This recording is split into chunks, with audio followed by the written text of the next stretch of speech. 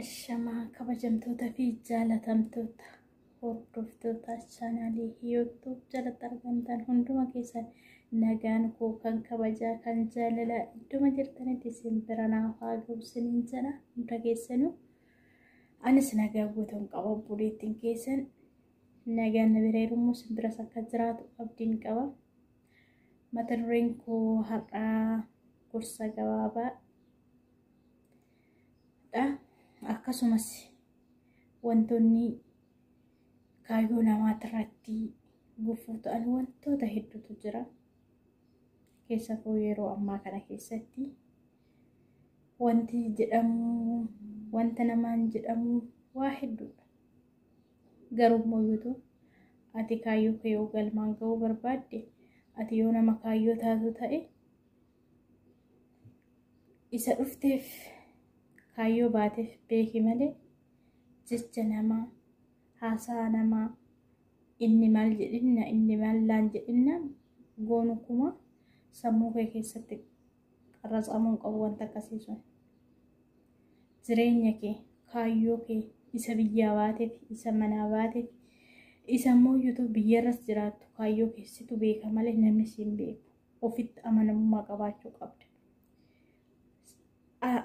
ana malee namni anaaf bakka bu'u tokko gonkumaa hin jiru namni biraatis nama biraati anis ana waan ta'eef kanaafuu waan hojjettan irratti ofitti amanamummaa qabaadhaa keessafuu nama kaayyoo qabu akkuma Oromoon jedhe muka kufetti qottootu baay'ata jedhee san nama kaayyoo qabutti waa hedduutu baay'ata waa hedduutu itti darbatama waa hedduutu jedhama waa hedduudha tokko lama jedhee fixee hin danda'u kanaafuu ati kaayyoo keessaniif malee kasi duuba gongumu san of duuba deebitee mil'attee ilaaluu qabdu isa fuuldura keetiitti cimtee hojjechuu qabda malee kan ati yoomuu addunyaa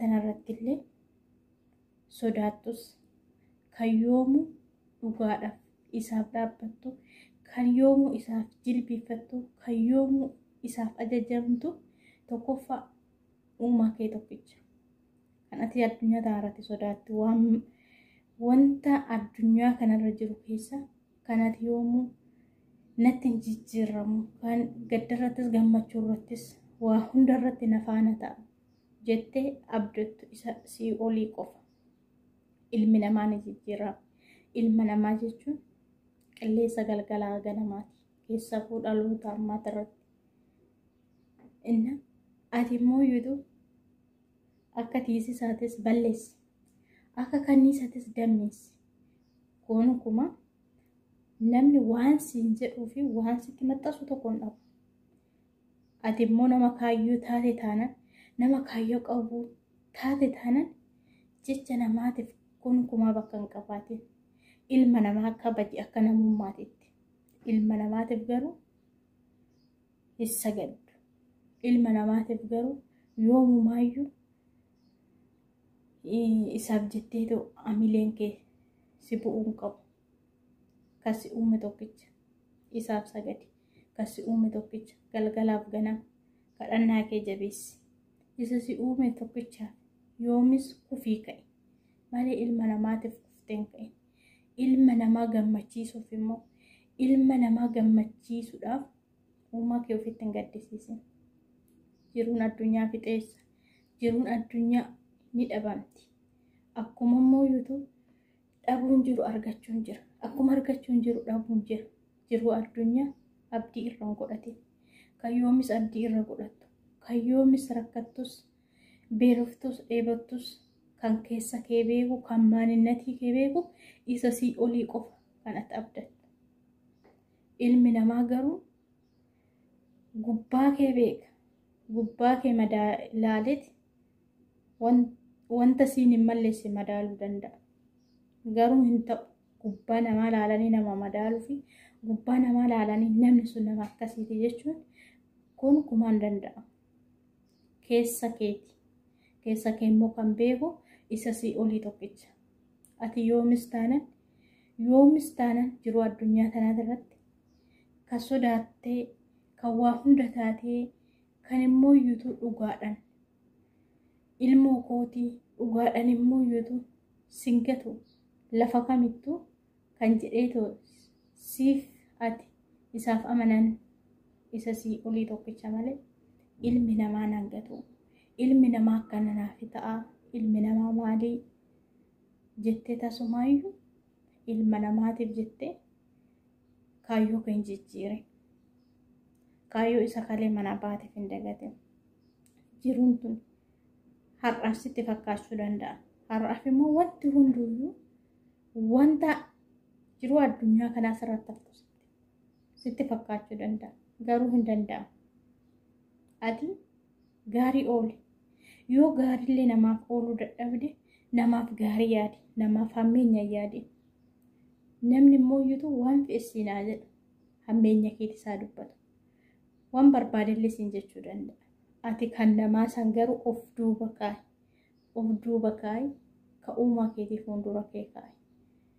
Namaaf osoo hin taane isaaf jecha yoo gaaris namaaf godhuu dadhabdee humnaaf dadhabuu mala wantoota garagaraatti irraa dadhabuu mala garuu keessa keetitti namaaf gaarii yaade. Keessa kee kan beeku hoo isaa sii olii tokkicha.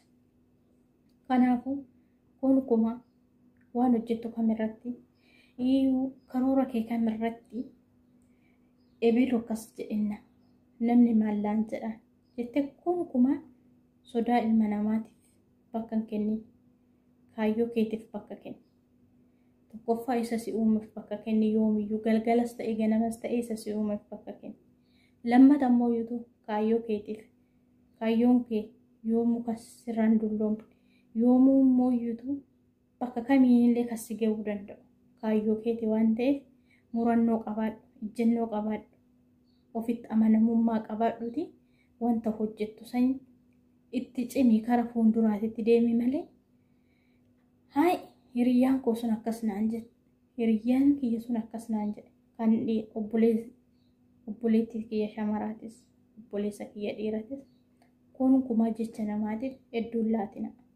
Gonkumaa immoo iyyuu namni kun maallaan jedhinna namaaf hin jiraatina. Bara jireenyaa keessan jiraattan keessatti namaaf jettanii kaayyoo keessan irraa xiqqoollee maquun qabdan. Isa si uume qabadhu. Kayyoomuu sittiin jijjiirra. Kayyoomuu gatee sin kenna.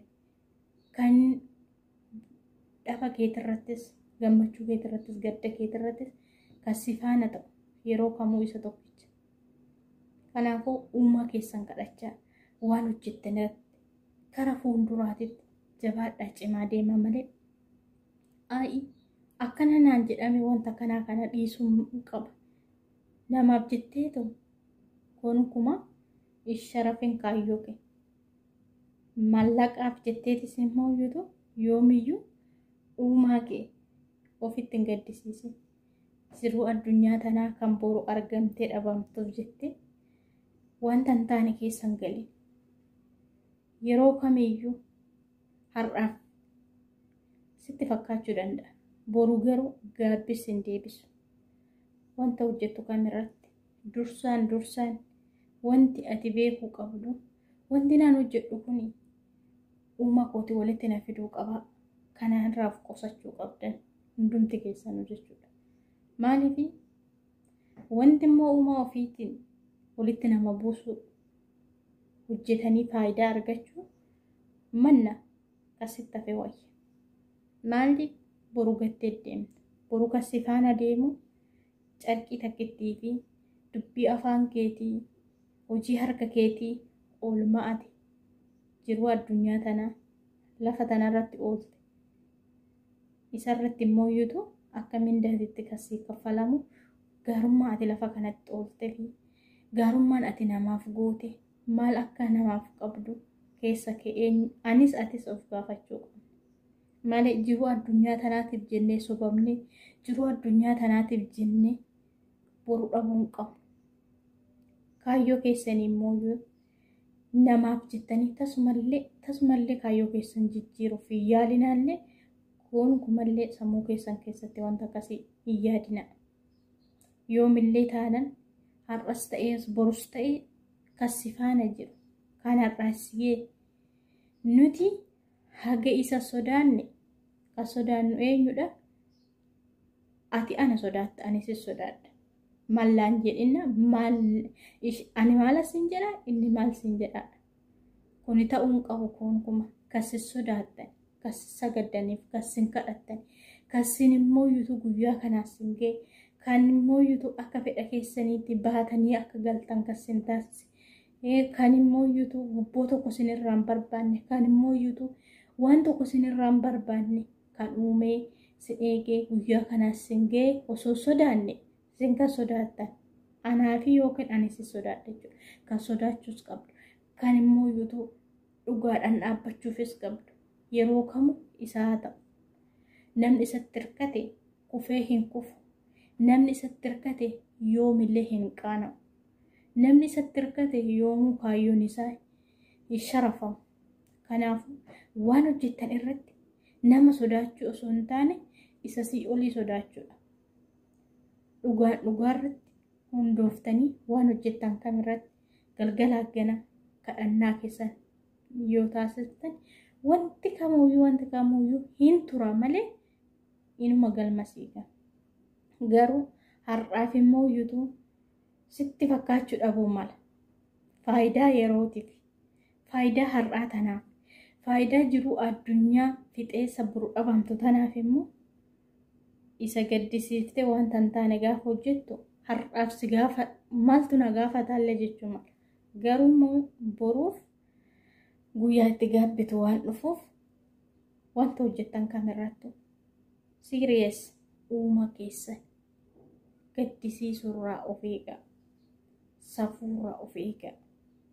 Isiniin jedha wanta hojjettan kamirrattis namaaf jettanii immoo yuutu tasumallee kaayyoo keessan diddiiruu fi sharafuu hin yaalina. Maaliif namni nama ilmi namaa ilma namaati. Ilmi namaa garuu hin kabajama malee hin sodaatamu immoo yuutu sagadamu. Kan sagadduufis kan sodaattus kan immoo yuutu waa hunda taatuufis kan kuftuufis kan kaatuufis isa sii olii tokkicha ta'uu qabu. Namni garuu waan sitti darbatu tokkollee hin dhabu. Ati kuma sallaaluu qabdu. Isiniin jedha har'aaf gorsi kiyya kanuma obboloota koo. Hanga viidiyoo biraatiin walitti deebinutti horaa bulaatii deebanaa bakkan badii qabutti naaf galchaa. Warroonni chaanaalii yuutuubiif maatiin taanii like, share, subscribe gochuun karaa maatii kootiitti akka dabalamtan barumsa garaagaraa wantoota garaagaraa akka walirraa barruu akka mana kanarraa barteen waan shakkiin qabu iddoo jirtanitti fayyaaf nagaa isiniif hawwa. Nagaan Waaqayyoo lafaaf mana jirtaniif kallatti. Dhaamsi xiqqoon ani isiniif qabu obboloota koo dhaamsi obbolummaa wanta argitanii ija keessan ija rabbiin kun uume isinii inni ganama isinii kenneen yoo argitaniidhaan kan namarratti murtii tokko kennitan. Bakka hin argine kanatti immoo yuutu murtii sobaa gaafa namarratti kennitu borosillee murtiin akkasirratti kennamuun beekatu malee. Maaliif murteessis irratti murteeffamaa guyyaa tokko jedhe Waaqayyos. Kanaafuu wanta ija keessanii hin argine tokko wanta immoo yuutu viidiyooma argitaniidhaaf tariyaan isanii wanta na galchullee hin jiru. Wanti irraa beekullee hin jiru. Rabbii duwwaatu irraa beeka. Tarii dhugaan kana ta'ee tarii immoo viidiyoo sobaa ta'ellee wanti ani beeku tokko hin jiru. Garuu immoo yuutu garuu keessatti akkuma Oromoonni xannacha tokkotiif foon hunda ajeessa jedhesanii shamarree takkaaf jecha immoo yuutu hojii nama tokkootiif jecha shamarran hundi arrafamuu hin qabdu. Shamarran hundi maqaan baduu hin qabu. xiqquma shamarran biyya arabaa kama kalee biyya jirtu santu dhufee jireenya ofiin jijjiira jedhee ofan jijjiira jedhee biyyarraa ba'ee shamarran biyya arabaa jedhamte malee kama biyyaa san ishiinis garummoo yuutu suni hojiin abbaa haa baasu nama tokkoof jettanii obboleessi kiyya waan badaa hojjeteef dhiirri hundi arrafamuu qabu ani waan tokko hojjedhe obboleewwan koo hundi arrafamuu qabdu maaliif hojjettan jiru obboleewwan keenya warroonni kaayyoo ofiitiif biyyaa ba'anii har'as kaayyoo ofii sangalmaan geenye jedhanii duddaa citanii mana namaa keessatti haggalaan maxamanii ija namaatiin garafamanii waa hedduu ta'a warroonni kaayyoo ofiitiif bu'aa bayii hedduu keessa taranii har'as gaanii har'as keessa jiran ni jiru garummoo yuutu jirummoo tokko tokkos hin jiru miti kan kaayyoo ofii kalee biyyaa baate dagattee eenyummaa ofii awwaaltee eenyummaa ofii mallaqaan jijjiirtee maqaa ofiitillee awwaalte ka warashiitillee awwaaltu ni jirti takka garummoo yuutu ishee saniif jecha obboleewwan keenya mana namaa keessatti kufanii ka'an kun maqaan isaanii baduun qabu wanta hin taane an ishii kana hojjettee miti warroota viidiyoo fidanii to miidiyaa kanarratti facaasantu nagarrama maaliif hojjettani sila kun osoo wanta barumsa qabaate namni irraa baratu ta'e akkanatti sheer godhanii miidiyaa waliin hin gaan dhuga garuu wanta gadhee wanta dhaloota baruutiif illee barumsa hin taane wanta mooyyuutu kan nama haa taa'u kan nama haga namaati wanta uuma kee biratti si qaanessu tokko fiddee asirratti yoo haasoftu beekumsa ta'a wallaala ta'a aidoon sunnaaf galuu dide garuu hunduma keenya inni nu uumen waan sirreessu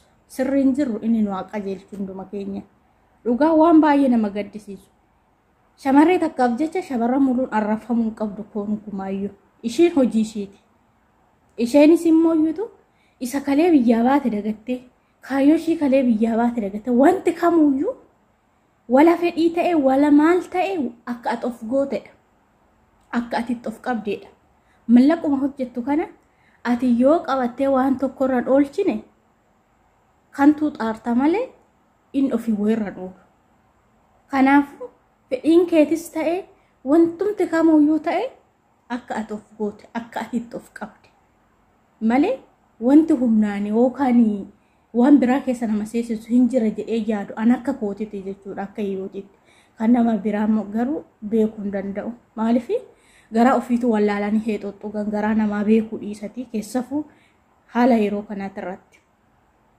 kanaafuu mooyyuutu